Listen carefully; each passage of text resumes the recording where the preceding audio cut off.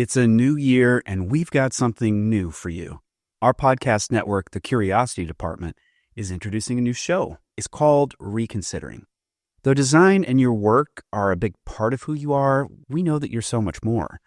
Reconsidering is a show hosted by designers that aims to bring fresh eyes to the important things in life. Co-hosts Meredith Black, formerly at Pinterest and Figma, Bob Baxley, formerly at Apple and ThoughtSpot, and me, Aaron Walter, explore topics like how to build a fulfilling career, navigate big life changes like illness and death, and we talk with experts about the skills you need to cultivate to become the healthy, well-adjusted adult that we all want to become. You can learn more about Reconsidering and subscribe to the show at reconsidering.org. But to give you a taste for what Reconsidering has to offer, we're sharing an episode here.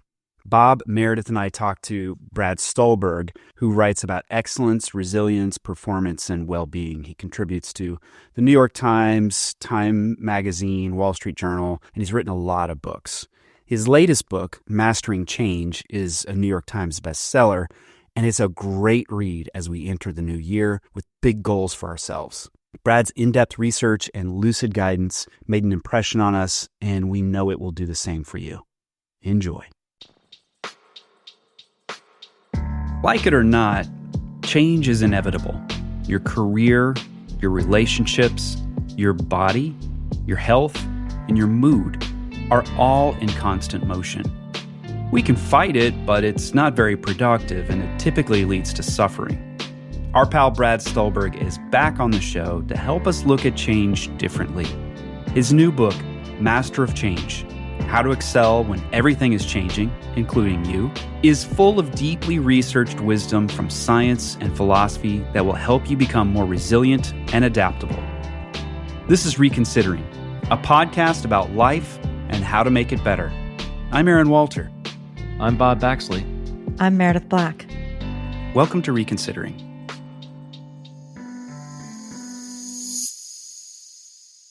I'm Brad Stulberg, and I'm the author of Master of Change. Brad, you might recall from our show previously, we began with this lightning round thing. You ready to play? Bring 'em on. Okay, here we go. City or country? Country. Hug or handshake? Hug. Direct or diplomatic? Direct. Independent or interdependent? Both. By the book or against the rules? By the book. Writer or student? Writer. Warrior or sage? Sage.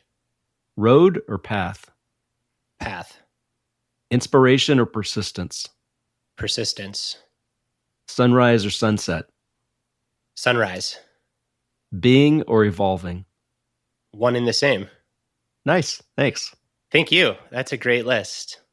So Brad, welcome back to the show. You're one of our few repeat guests.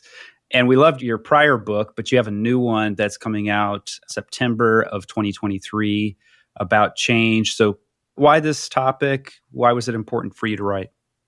You know, you write the book, or at least I write the book that I need to read, or on the topic that I need to explore. So the simplest answer is that in my own life, I was undergoing what felt like just an onslaught of rapid change in a fairly constrained period of time. We can get into details if that's helpful in a bit. And at the same time, the idea for this book occurred concurrently with what I'm going to call like peak early COVID, when everybody was trying to figure out when we were going to get back to normal. And there was just something about those headlines, getting back to normal, that kind of struck me is a fool's errand, that there probably will be no getting back to normal. And I'm not sure if you ever get back to normal in anything. Like, you know, time travel, as far as we know, is not a thing. So this big societal change combined with a whole bunch of personal changes, combined with my own trying to get back to normal, whatever that means, and failing, and then seeing society get clinged on to this idea, or I guess not get clinged on, get latched onto this idea of trying to get back to normal, led me to investigate various ways of thinking of change and how I personally came to think of change the way I did, how most people do, and whether or not there aren't better fit models.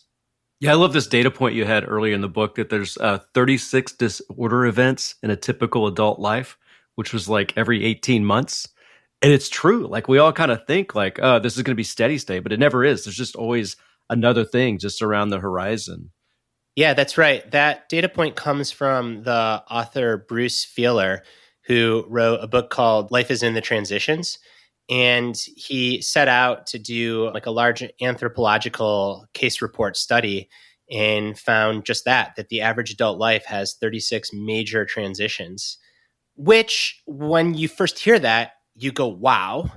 But then you think about your own life and starting a job, ending a job, switching jobs, getting a big promotion, dating someone, getting engaged, getting married, moving, buying a new house, selling a house, having kids, kids leave the house, getting ill, recovering, losing a loved one, making a new best friend, distancing from a best friend, and suddenly you're very quickly at that 36 number. And what it got me thinking is that we think that change is this aberration and it's something that will happen to us, when in fact, change is just the water that we swim in. Like everything is changing always. Even when we think that we're stable, things are changing. And this isn't like a novel idea. It's the first law of physics, right? Entropy. Like things are always moving and shifting. It's not to say that things are chaotic all the time, but that our rote resistance to change, born out of seeing change as something that happens to us, does not work in our service. And perhaps if we shifted our mindset to being in conversation with change, and change is the ongoing reality of life, which is again a very like empirically true way to think about the world, things can open up and we get empowered, to use your language, to reconsider without it being so scary. Why do you think, particularly in the West, we seem, you talk about the Western idea of homeostasis, if I'm pronouncing that correctly. That's right. And it does feel like there's this Western concept of staticness, and that we're trying to get into a fixed position and get back to normal, whatever normal was, right? And I think your observation is correct that attitude doesn't seem to be as prevalent in most Eastern cultures.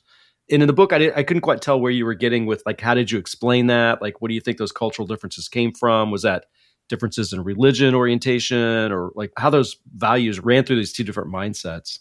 So you're right. There are definitely differences between the East and the West. And in terms of what are the forces underlying those differences, I think there are two big ones. The first is the West operates very dualistically in terms of how we think. So this or that. And dualistic thinking really lies at the heart of empirical science. Like you have a hypothesis and you try to invalidate it. You are making all of these logical judgments that separate things and carve things and test things. So there's absolutely nothing wrong with dualistic thinking. It is like part and parcel of innovation in the West and many of the great things that have come out of the West. However, this kind of dualistic this or that thinking, when applied to change, gets us into this trap where we think there's either change or stability. And we cannot conceive of those two things co-occurring at the same time. Whereas in the East, non-dual thinking, this and that, is a lot more prevalent. And I think that that's one driving force. And then the second driving force is there's all sorts of research, only some of it, which is cited in the book, but really like, piles and piles of work that shows that Western countries tend to be more independent minded, where we think of ourselves as separate from our surroundings, whereas Eastern countries tend to be more interdependent minding. So we are one with our surroundings. And if you're one with your surroundings and your surroundings are always changing, you're kind of like just in this dance and in this flow. Whereas in the West, we try to exert control over our surroundings. So I think it's this combination of linear thinking and dualistic thinking and being separate from our surroundings, and the goal being to control our surroundings in the West, versus in the East, more cyclical, non-dual thinking and being in conversation, being interdependent.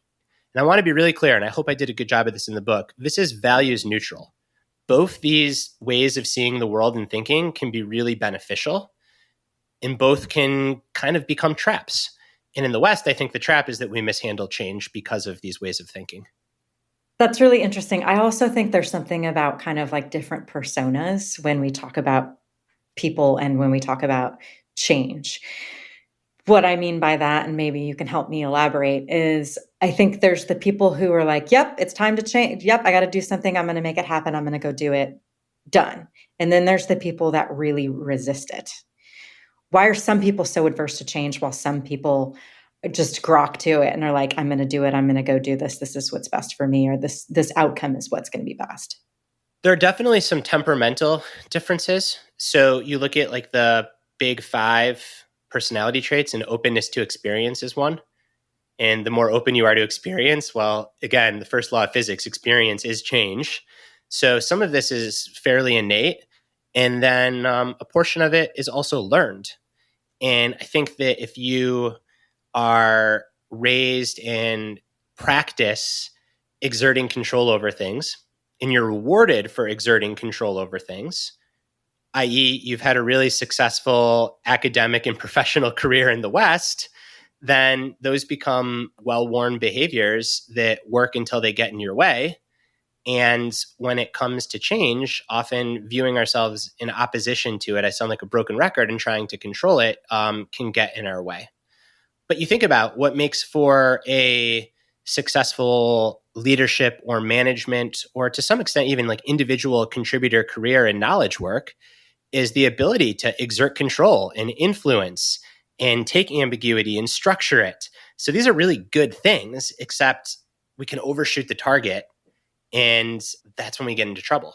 So nature and nurture, like all things, is probably the shorter answer. But a lot of nurture in the West, and it's a theme that comes up again and again in the book. A lot of like what works until it gets in the way.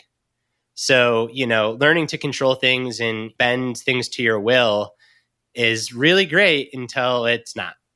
Those who are adverse to change, who struggle with that, you point out in the book that that's where a lot of suffering comes from. And there's a lot of religious beliefs and parables and stories and so forth that explain that. Could you unpack that a little bit? What does religion have to tell us about change?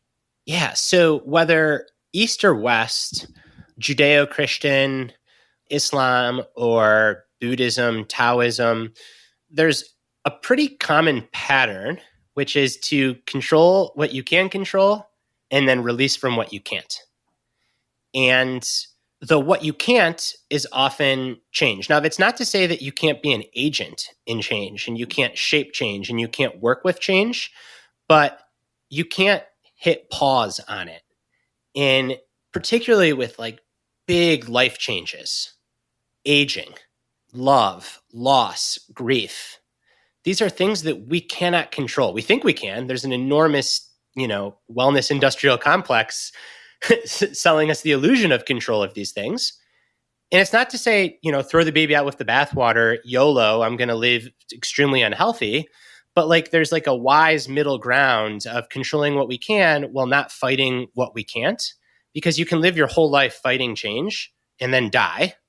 Or you can like learn to dance with it and accept that, hey, some things you just kind of have to roll with the punches, or as Bruce Lee said, be like water.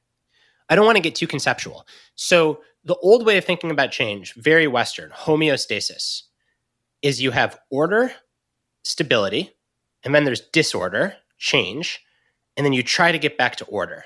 And this was the scientific model underlying change for 2 centuries.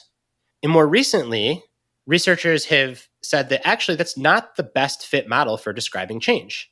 The best fit model is called allostasis, which says you have order and then change and then reorder. So yes, living systems, all of us, we crave stability, but that stability is constantly somewhere new. And the trap is when we get latched on not to stability, but to stability at a certain place. So it's okay to want to be stable, but the way to be stable is by learning how to change. And to me, that was like the biggest mindset shift that I experienced myself in researching and reporting this book, is there's nothing wrong with wanting to be stable. The challenge or the trap is when we try to be stable where we are, instead of constantly kind of bouncing from new stability to new stability as we dance with all the disorder in our life. Someone more elegant than me would say a prime example or I guess I'm saying it. So my most elegant version would say that the prime example is like aging. So you can fight aging and try to be stable at your current age and what that means for your fitness and your skin and all these different things. Or you can age with grace and still feel real stable, but not by fighting this thing. And what all the wisdom traditions show is that the way to happiness is the latter path, not the former. Just want to dig into that a little bit more, because I think there's you just kind of laid out an important concept that the human tendency is to sort of try to preserve a moment, preserve a state. And what you've just described is flow. It does kind of sound like the Bruce Lee metaphor of like, it's like water. I was reading a book recently, don't remember which one it was, and they described time flowing through them when they were talking about the aging process, that we're not experiencing time, it's just flowing through us. It's a very different way to think about life and circumstances, that it's a state of flow and it's not something that we can hold on to. That's right. And what I argue is I think that what we hold on to are our core values, the things that we aspire towards that really make us who we are. And how we apply those core values is always going to change based on the circumstances around us. So the metaphor that I use in the book is water in a river. And a river can flow. It's really flexible. And you can't step into the same river twice. It's that famous Heraclitus quote, right? So a river embodies change. But if you have a river without any bank, then it's just chaos. It's just water everywhere. So a part of what makes a river is a river's bank. And I think when we think about ourselves, when we think about our identities, our bank, those are our core values, the aspirational qualities that we really want to embody and stand for. And that really like helps us form our identity over time. But how we manifest those values, how we act on them, how we apply them, that's got to be like water. That's constantly changing. So your core value could be creativity. And that's very different than saying my core value is a book writer, because maybe I'll have books that flop. Maybe book writing won't be a thing in 40 years. I can't imagine it, but guess what? No one can imagine these big changes. So if I define myself as a book writer and I do everything I can to cling to that and get back to that always, there's a chance I'll suffer when things change. Whereas if I remember that my actual core value is creativity or intellect or wisdom, there's multitudes of ways to practice that. So it also, to me, really gets to this profound passage in Buddhist literature where the Buddha is asked by someone if there's such a thing as a self. And the Buddha basically says yes and no. And I think that, like, talk about non-dual, when it comes to change, instability, and identity, like, yes, we have identity, but our identity is always changing, and both those things can be true at once. You mentioned a word that I want to pull back on a little bit and talk about, which was suffering. And in the book, you talk about the difference between pain and suffering. Somebody like me, I have chronic migraines, so I definitely understand that spectrum. But can you explain to the folks listening to this podcast what the difference is between pain and suffering? Well, first off, there's an entire field of pain science, and no one can agree on what the definition of pain is within the field of pain science. Like, you go to the big pain science conference and they're still arguing about how to define pain. So I can just give you like my best definition, knowing it's really hard. So pain is a physical or psychological sensation that is causing discomfort or distress. That's how I define pain. Suffering is layering onto that pain, a resistance of it, a really trying to make it go away, a freaking out about it. Now, I am not one of those bros that says like, you know, pain is great and don't turn it into suffering. Like, pain fucking sucks. Being in pain sucks. Chronic pain is terrible. It's debilitating. So this isn't to say that pain is good. It's simply to say that generally for most people, trying too hard to get rid of pain just makes the experience worse. Not trying to get rid of pain, right? But trying too hard. And there is such a fine line. And this is like, I think what so much of the pain scientists that I interviewed for the book talk about, between like skillful trying to get rid of pain versus over trying to get rid of pain. And I define pain really broadly. So I think that that is true psychologically, and it's true for everything. So there are things that we don't like, and we can try to problem solve and work on them and make them better. But we reach a point where we try too hard or we rotely resist the experience, and then it becomes worse. So the equation that I use in the book is suffering equals pain times resistance. So you can have really shitty pain. You can have pain at a 9 or a 10, and you still have suffering at a 10 because that pain sucks. But then if you layer on like 4 units of resistance, now it's 10 times 4, it's 40. That's how I think about, I guess, the dichotomy between pain and suffering without romanticizing or glamorizing pain, and without saying that you should just sit with pain. Because like it really comes down to like trying to get rid of it versus over trying to get rid of it. So let me give you an example. Let's use the hypothetical example of back pain. And a person is somewhat susceptible to back pain, and they have the experience of what feels like they throw out their back. Now, pretending that you didn't throw out your back and not trying to do anything about it is not very skillful. So maybe you take some Advil or Motrin, you call a physical therapist, you do the exercises, and you're really uncomfortable and you're a little bit worried about it because you had all these plans for the weekend and it kind of sucks, and you do what you can to get rid of it. That's pretty skillful. Now, contrast that with spending 9 hours on Google, researching all the various supplements that might make your back pain go away, calling 9 physical therapists to try to find the best one, completely freaking out that your weekend is absolutely ruined, even though it's not till 5 days because your back hurts, because that's how it always is when your back hurts. So to me, that's the difference between skillful trying to make pain go away and unskillful trying to make pain go away. I keep thinking of the word acceptance somewhere in there too. And that's like a tricky one, right? Because I think part of the suffering that you can have is because you don't accept that this might be a situation that you are now in. So great example with the back pain, right? Like you might have back pain from here on out, like something horrible might have happened and you might have back pain from here on out. But how do you get into a mental state of being okay? And not necessarily out of pain. I don't mean that at all, but accepting the fact that this is kind of your new way, like this is part of your new life, or this is part of the change that you're going to be having for the rest of your days, right? Exactly. And change can be painful. So like, I know we're talking about back pain, you mentioned migraines, but I ultimately think this is all change. And my answer to that is, again, non-dual thinking. So the Western mind would say you either accept it or you problem solve and try to make it go away. And those are your 2 binary choices. And what I would say is you do both.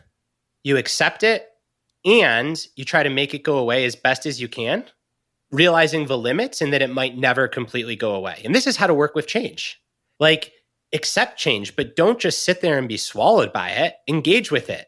Be an agent, but don't overestimate the power of your agency. And we know that pain is psychosocial biological.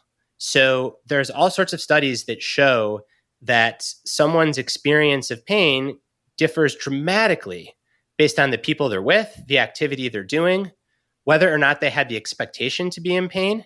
So there's some research that I talk about in the book that's just fascinating, where you look at people that suffer from traumatic events. So let's take like the example of a gunshot wound. And a soldier that gets wounded on the battlefield feels significantly less pain than a person that is wounded in a drive-by shooting or in a mass shooting or at a grocery store.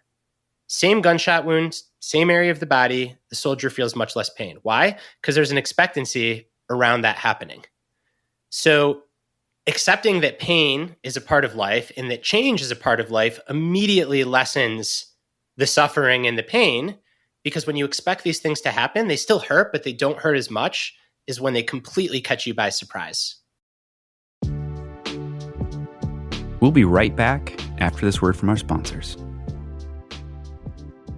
Meredith, I've recently become a really big fan of Athletic Greens and their product AG1. Have you tried it, Meredith? Yeah, I've tried it, and I have to say I look forward to taking it every day now.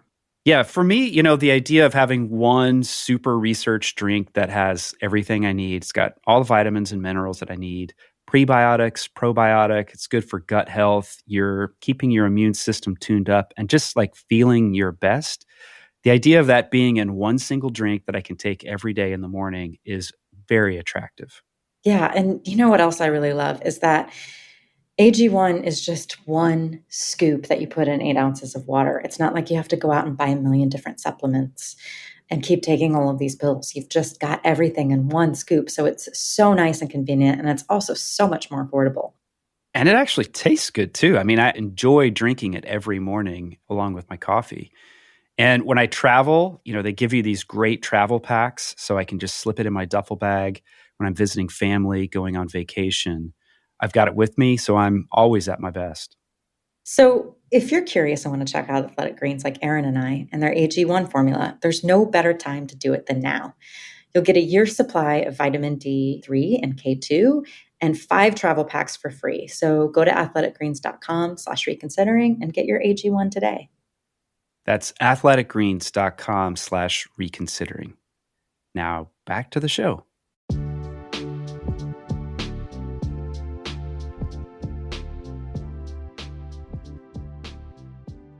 What about, just kind of transferring this thinking over to emotional trauma and suffering? There's a person that I see when I walk my dog every morning, and I saw her walking alone. She normally walks with her husband. And she told me on one trip that he wasn't walking because he had a brain tumor. And they just found out, and it was, stage 4. Week later, I saw her again and he wasn't there. And I said, how's he doing? And she said he died. And I mean, her whole world just got upended in a very short period of time.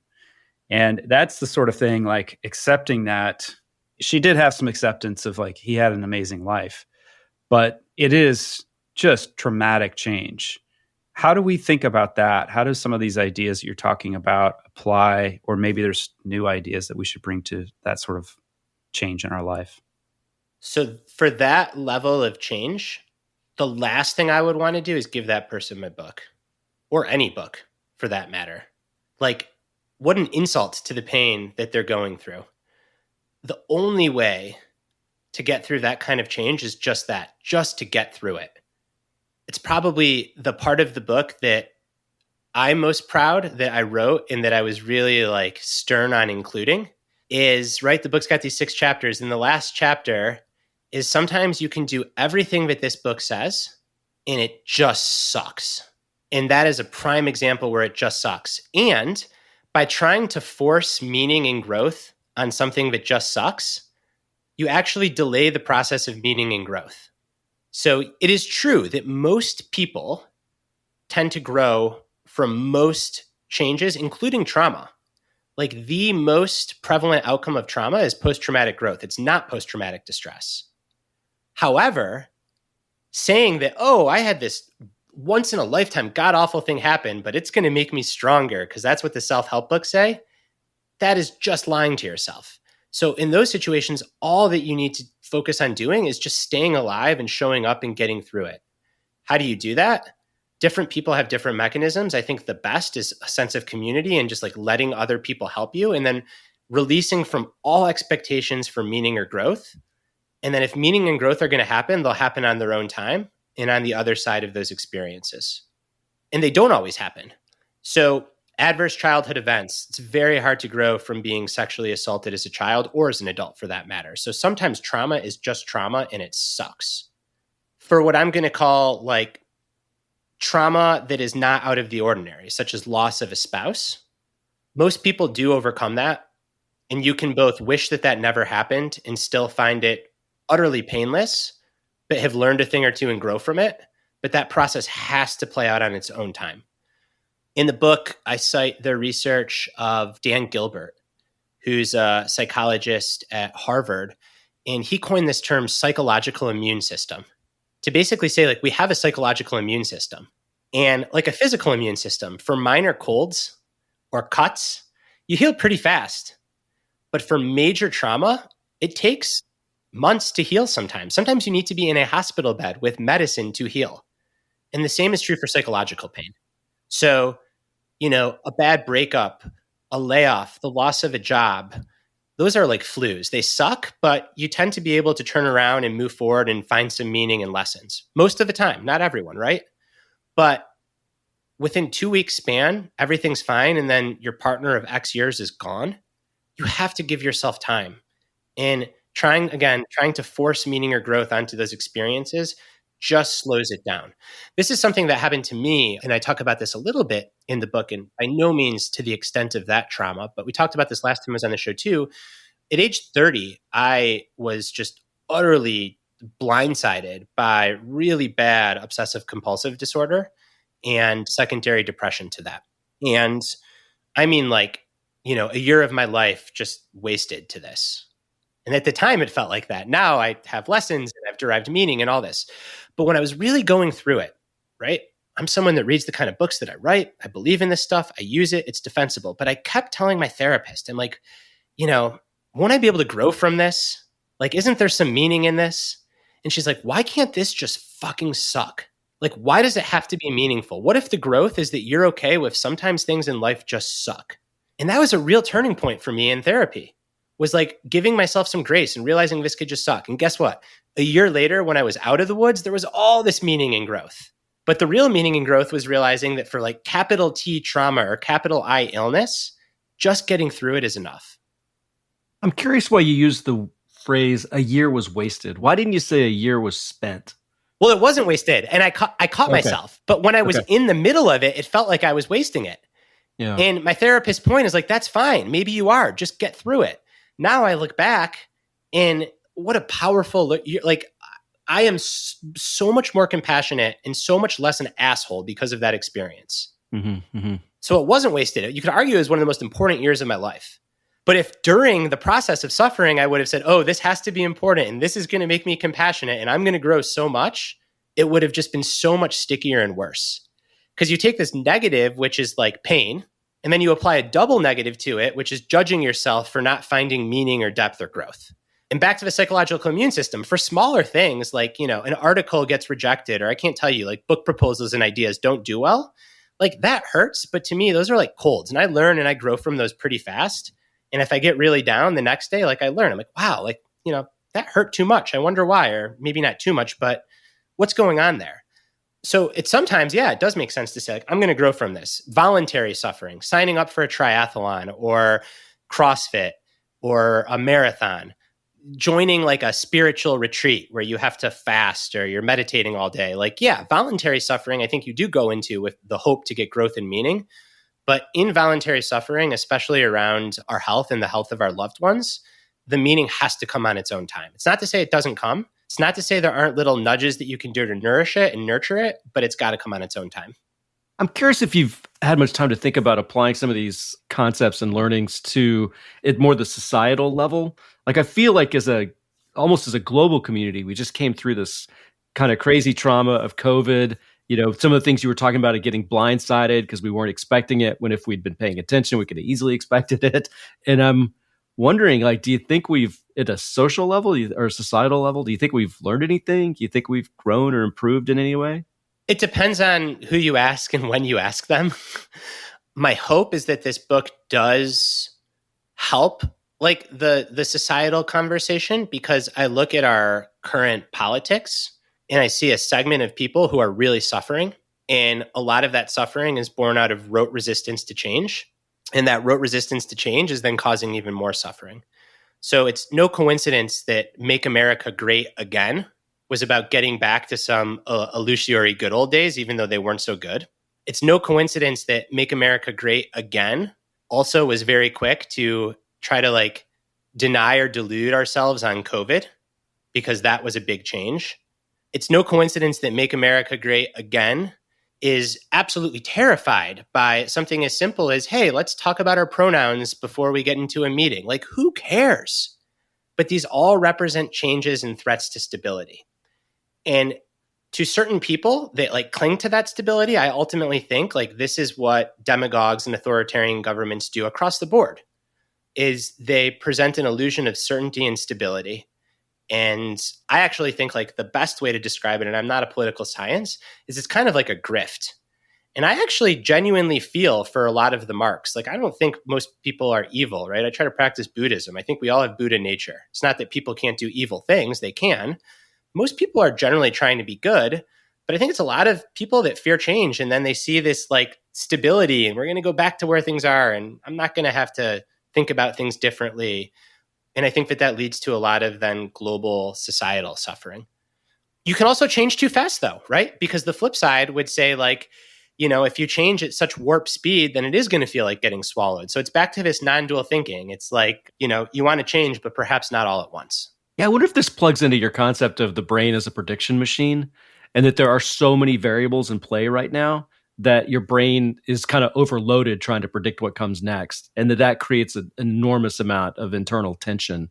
I mean, even for those of us who aren't prone to, maybe some, I don't know, different types of thinking. I mean, I feel like I'm fairly grounded, but there's still so many changes happening technically and socially and internationally and politically, and like just to be able to sit with all those variables and realize that my brain is actually not going to be able to accurately predict anything in this scenario.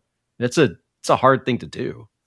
That's right. And that's why, snuck into this book somewhere, I talk about the importance of like routine and voluntary simplicity in your own life. Because I think the value of having a routine and trying to make your personal life as simple as possible is it gives your brain stuff that is predictable and that you can control, which then helps you go meet the world on its terms. So being able to show up and meet your friends for a walk or go to the gym and exercise or do your stained glass, not adding needless complexity to your own life, kind of like gives your brain that fix of like, I can control this. I forgot the philosopher that talked about the will to power, but like I can exert the will to power.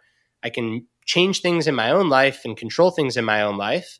And therefore, I feel strong enough to then go meet the crazy, chaotic world on its own hands. I joke around with, and everyone gets it their own way. There's no like morally superior way to do it. But I joke around with my gym buddies that like the best thing to do when the world is on fire is to like go lift weights for an hour. And then it's not to say you don't disengage from the world, but like the lifting weights for an hour is what gives you the power to then go engage with the world. And again, there's nothing special about lifting weights, but it's about like having that thing that you can master and that you can control. And again, that's like, it's this common theme in this conversation in the book. It's like, it's non-dual thinking. Like being able to deal with extreme change requires some sources of extreme stability in your life. I think that's an undersold aspect of the concept of habits and routines, is that it does ground you and it frees up so much cognitive energy and emotional energy for you to process all the other chaos that's going on. When I look back across my tech career, I sort of marvel at the most successful, long-lived executives that I witnessed. They all had retreats and they all had very steady routines, and somebody like Tim Cook, I think, manifests that. Tim is one of the most disciplined, routine-driven people imaginable. I'm so glad that you're saying this, Bob. And sorry, I'm interjecting because this topic makes me excited. And I never heard someone use that example. But what you're making me think is there is enough weather pattern changing when you're running a big company or you're even a manager. And the best managers make everything as simple as possible that they can control to free up, as you said, the cognitive bandwidth to deal with the uncontrollable. The most insufferable, worst leaders and managers create needless complexity. And I think like that is really an important thing to remember. Like there's enough complexity out there. Anything additional that you're bringing to the table just makes no sense. So to the extent you can, it's like, like focus on extreme simplicity and control and routine where it makes sense to, so that you're then empowered to meet the changes elsewhere. Yeah, I mean, having worked at Apple for a big chunk of my career, the thing that really makes that company function is they just have incredible routines. There's like weekly routines, there's monthly routines, there's quarterly reviews, there's twice a year, there's big release cycles, WWDC. Like the whole thing just runs on this, frankly, fairly relentless cadence that eventually wears a lot of people out. But when you're there, you know exactly what that rhythm and routine feels like, and it keeps you moving forward, and particularly keeps you moving forward creatively. Because in other environments that I think all of us have worked in, if you don't have that routine creatively, you can get super lost and overwhelmed, and you procrastinate and you get anxious and frustrated and burned out. Like all sorts of negative things happen. I mean, it kind of goes back to like how you raise kids, like well-adjusted kids come from homes where there's like routine because they know what to expect. Like same thing with dogs. Like dogs need routine because that's how they can predict what's going to happen. Yeah, I think you're onto something. And the irony is, for as internally structured as you're describing Apple, many would say that Apple is the most innovative company of our times. And innovation is just about changing. So it's almost like that internal structure and routine is what enables them to then go meet the world and adapt and evolve and change. Yeah, it's not just Apple. I've studied, as I'm sure you have too, the routines of a lot of famous writers. Almost all of them are like maniacal about their work habits, almost there's obviously exceptions, but most of them get up early. They write for some specific period of time every day or certain word count or something. They have, their teas in a certain place. Like everything's very, very specific and fastidious. And then the afternoons are maybe more chaotic, but yeah, having that sense of stability. The advice that I give new parents is, and I follow this advice myself, and I would have been completely overwhelmed if I didn't, is radical acceptance. So yes, you're going to have no control. Everything's going to get blown up, but find 30 minutes a day to do something that is the same thing that you want to do. Whether it's having a coffee and meditating, whether it's having a coffee and work, whether it's having a coffee and exercising, coffee's got to be a part of it because you're, piss tired. But like have something that you can control amidst the chaos. And yeah, there's a lot of power in that, taking these binary things and putting them together. Yeah, I think a lot of people, that was the big struggle with the beginning of COVID, right? Is that you had a majority of the workforce that was used to going into an office, having their routine of, getting the coffee, going to your desk, going to your first meeting, doing all of this. And then literally overnight, and we thought just for a couple of weeks, right? It was, how am I going to work from home? How am I going to set boundaries? How am I going to recreate my structure in a way that's going to make me feel like I can still control something, right? And I just think it's really interesting because now you've got this push from people wanting to be in the office to now people don't want to go back to the office because they've adapted to change and now they like the change. And so I think it's going to be an interesting situation, at least I think from where we come from in the tech world, at least, where these conversations are happening all of the time and how we are going to address them. Is innovation going to get better if everyone goes into the office? Is it going to stay better if people stay out of it? And I think right now we're just having that conversation, right? And so it's going to be interesting to see what happens and if people have to restructure all over again. Yeah, that's right. You can just think of the polarities. So way too much routine and rigidity and neuroticism generally leads to anxiety and eventually depression. And you could say that's true for individuals. You could say that's true at the level of a company. However, complete flexibility and no constraints and no structure looks a lot like psychosis. And that's also terrible. So it's about having this balance, keep on coming back to not this or that, but this and that of routine and flexibility. And my gestalt is that the companies that seem to be figuring it out are kind of landing somewhere in between. But it's still really early and there's a whole lot of variation. And I have clients that work in tech and are leaders in tech and some are executives in tech. And I don't think there's a right answer. And if there is, it hasn't emerged yet. So I'm very sympathetic to the people, especially the leaders, that say managing remote, especially as an executive team, is just too hard. And I'm happy, there's enough good talent in San Francisco or Austin or Salt Lake where I don't need a national talent pool. I'm happy to lose some talent if that means we can all be in the same room. I'm sympathetic to that argument. I don't know if it's right. I'm equally sympathetic to the argument of that's just lazy management. And it requires more work and more trust initially to manage a distributed workforce, but you can do it and you actually empower people and you trust them more, because if you need someone to be in person with you to trust them or to get work done or to innovate, then there's nothing special about being in person. It means you haven't put the time and effort into the structures to do it remotely. And as somebody that struggles to be too judgmental in my own life, I hold no judgment towards either of those. I think that they're both extremely valid arguments, and time will tell if there's a better one. And like all these things, right, the answer is probably it depends on the person, the industry, the team, so on and so forth. Brad, what about the stories we tell ourselves about who we are, that we are the work that we do, the things we do day to day? All of these things change. Like when you get let go from a job or you choose to move on from a role, that can be an existential crisis for a lot of people because we get so wrapped up in that work and how it defines us. And especially in the US, if you go to a social gathering, what do is the way that we describe ourselves, which is a very shallow way of understanding each other. How do we develop a more fluid sense of ourself, and what does that bring to our life? Well, I think the first thing that comes to mind is that, yes, fusing your identity to a certain pursuit or accomplishment makes you fragile, because eventually that pursuit or accomplishment is going to change.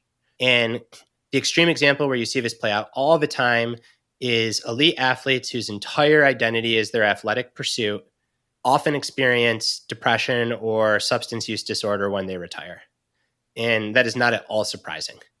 So then the question becomes, well, look at the athletes who don't go through as rough of a transition.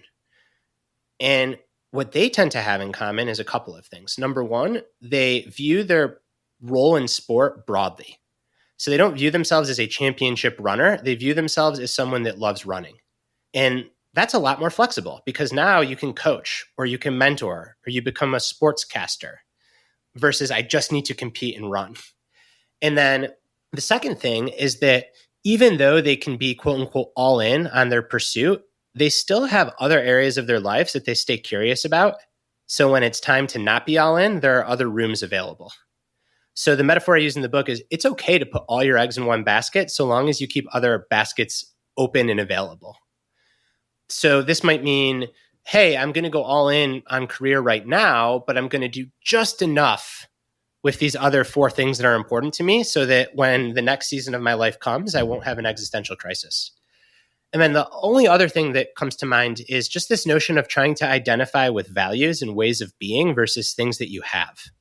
So no one can take a value of ingenuity or competitiveness or athleticism or creativity away from you. Like, you cannot take that away. You can take away certain ways to practice that. But if you identify with your values, you can generally apply those values in all kinds of different environments. So something I've worked really hard toward is to not identify with my craft, but to identify with the value that underlies why I want to do the craft, and then have other creative ways that I can express that value. How do you articulate those values? Do you have a process? Yeah, I do. So generally, I think most people find it helpful to have between like 3 and 5 core values. And then for each value, you want to define it in really concrete terms. And then you want to come up with ways to practice that. So like in my own life, for example, intellect is a core value of mine. And I define intellect as exploring and getting caught up in wrestling with ideas. How do I practice that? I read a lot. I take notes when I read. I write. I go on podcasts. I have interesting conversations with people. So you can't really take intellect away from me. You can, however, take writing or podcast. Like any one of those things is fragile. But the value underneath them, the exploring, the wrestling with big ideas, a lot would have to change for me not to have that be a part of my life. Another example is athleticism or being an athlete. When I meet really, truly like elite level athletes, Olympics, pros, I talk to them about like identify as an athlete, not as a point guard in the NBA. Because you're not going to be a point guard in the NBA forever, but you can be an athlete forever. So that's how I think about it. It sounds like almost like a McKinsey consultant would tell you to do, like list your 5 values, define them, come up with a way to practice them.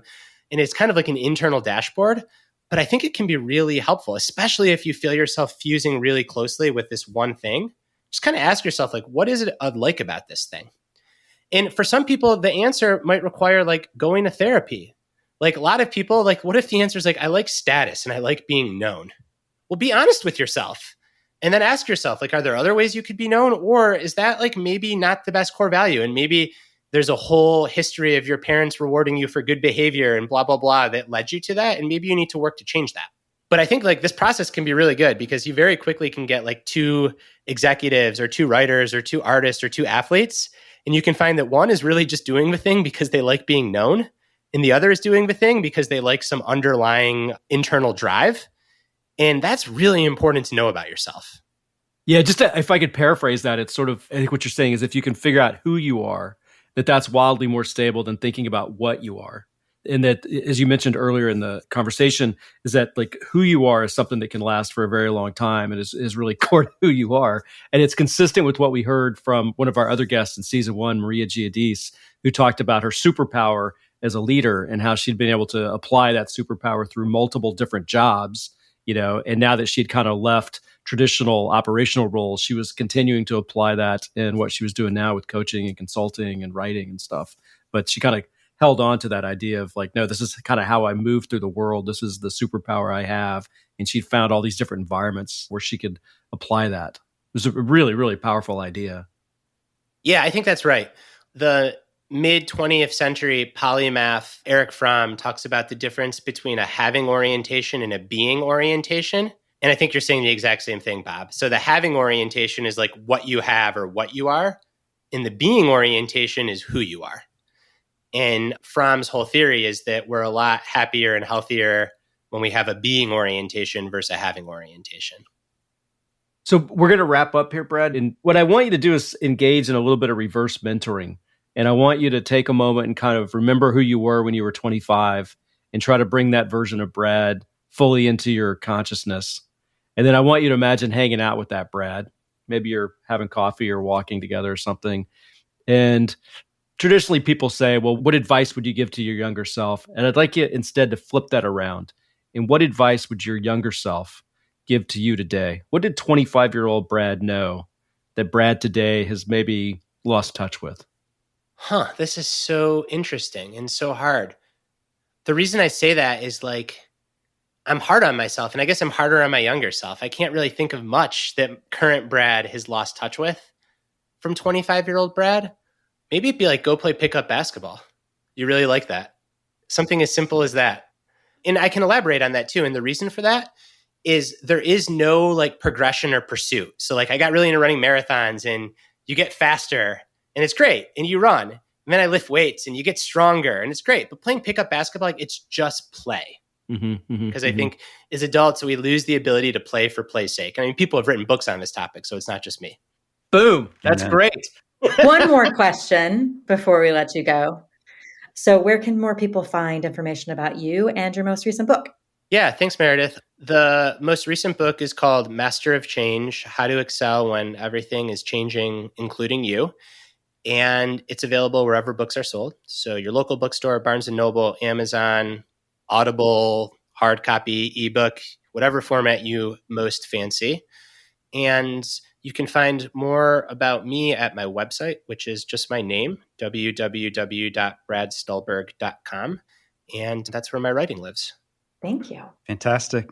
Awesome. Brad Stulberg, thank you so much. Thank you all. That was great, as I expected it to be.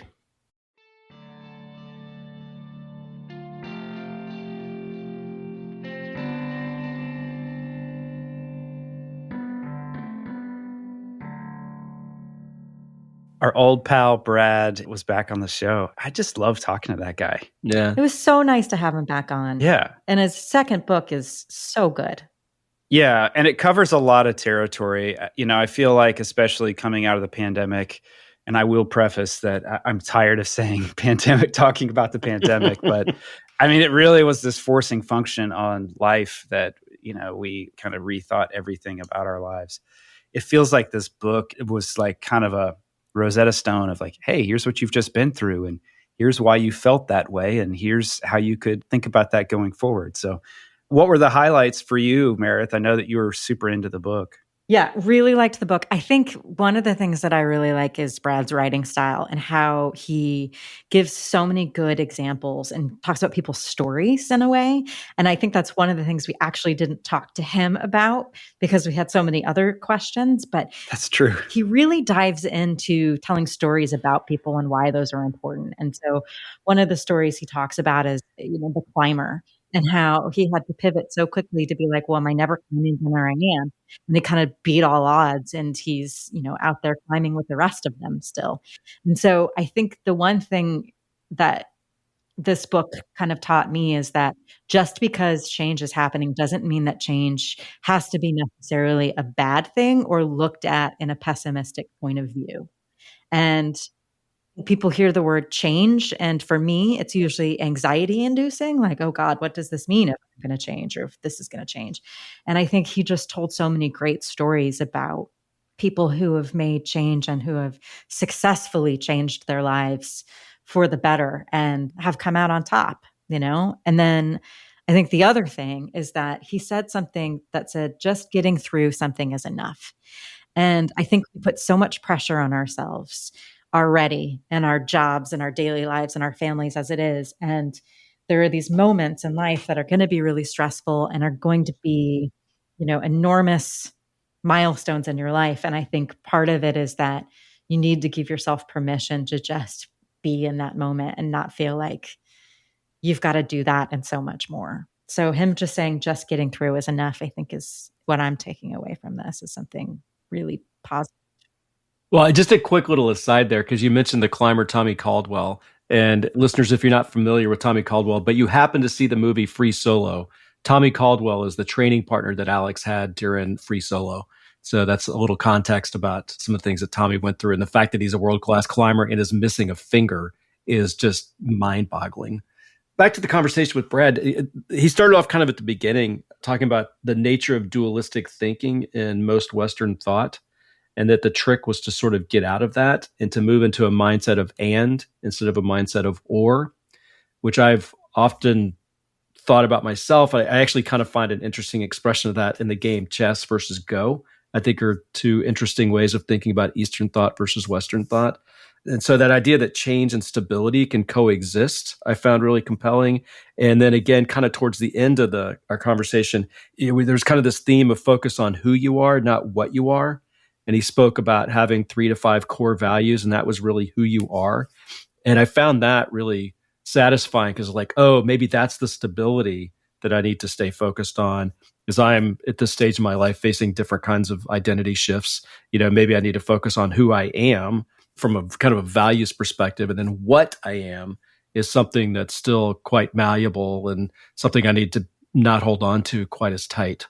And I found that those two concepts together was comforting to me because I this idea that change is constant and that, he was almost kind of describing this world where there really is no stability. Everything is changing all the time. And that is very disorienting and anxiety provoking for most people, or certainly for me. So to have like, oh no, there's actually this anchor, this like I can use my values, who I am, as sort of a ballast to deal with all this other change that's happening around me. Yeah, I'm with you on that. The values thing I found really useful and meaningful. And I like how he tried to kind of pull himself out of the specifics of his identity as a writer, but he's a person who like creates things. He's not a book writer. He's just a creative person. I like that because it gives such latitude. It's latitude in terms of like what you can allow yourself to do. And it also creates opportunities because when you define those values and they're so open-ended and you check back in with those values on a regular basis, it can be a prompt for like what's new to help discover a new path. That seems just incredibly valuable.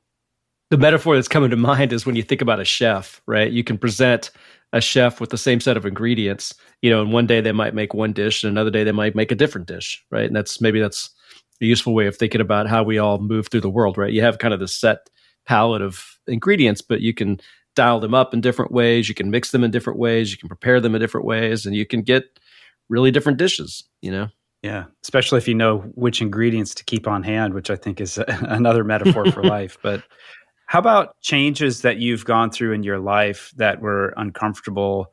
How did what you learned from our conversation with Brad and from the book inform your kind of retrospective view of what that experience was like?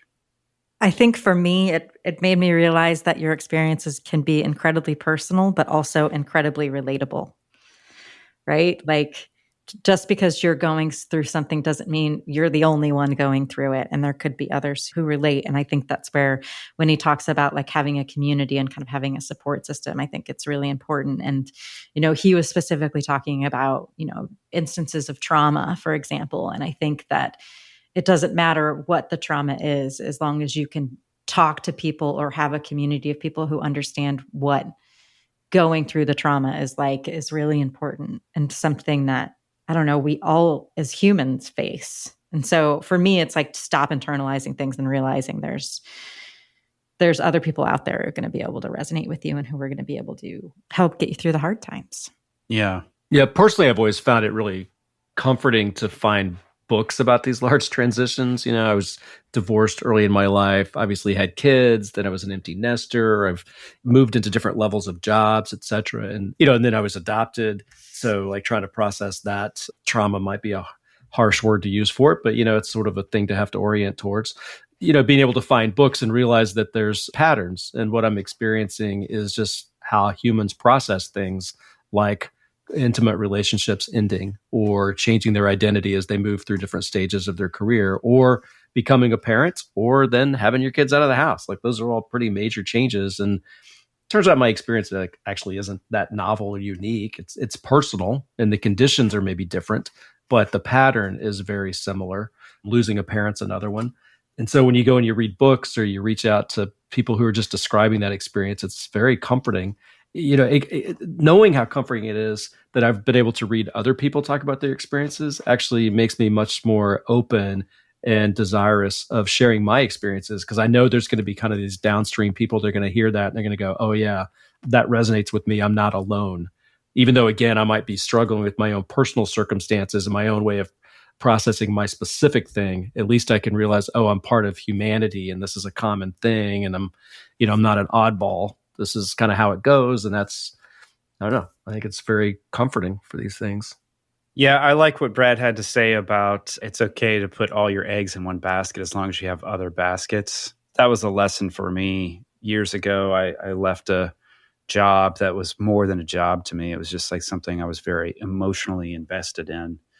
And that was traumatic for me. I departed on my own terms, but I was so wrapped up in my work. All of my eggs were in that basket, and I just had the one basket. And I had to kind of slowly build the other baskets of like, what am I interested in? What am I excited about? Who else am I if I'm not the professional work that I was doing? I've talked to someone else who is a super successful person. And, they're the sort of person where you think like, well, what do they have to worry about? It's, lots of things going for them. And they went through a similar transition and was just like, I don't even know what I'm interested in. I don't even know who I am and what's next. It's very dangerous. So I loved in the book how he, was talking about this idea of a fluid self, that we're ever changing, just like our biology. Our cells are constantly changing, and our identities need to change as well. There are lots of different circumstances in our lives that shift on us, and we have to move with that flow. Yeah, it turns out what's true in investing is true in life, man. Like diversify, people, diversify. That's right. That's right. So true. Yeah. Diversify your interests and where your joy and satisfaction comes from. Mm-hmm. Well, I love Brad's book. I can't wait until he writes yet another one because I want to talk to him some more. Yeah, it's so fun to have these folks back on for a second time. It feels like reuniting with some friends. Mm-hmm. It does. It's always lovely. Yeah. I hope everybody checks out Brad's new book, Master of Change, because it's definitely worth a read. Reconsidering is created by Aaron Walter, Bob Baxley, and me, Meredith Black, with editing help from Brian Paik of Pacific Audio. Original music for the show was written and performed by Kimo Meraki. You'll find a full transcript of this episode and all the links mentioned at reconsidering.org. If you've enjoyed this episode, hit subscribe in your favorite podcast player to catch future episodes and discover the treasures of the Reconsidering library. To support the show, we'd be ever so grateful if you'd leave a review on Apple Podcasts or Google Podcasts. Your review will help others discover the show. And life, like the seasons, is ever-changing, but satisfaction can be found every day when we tune in. Until next time.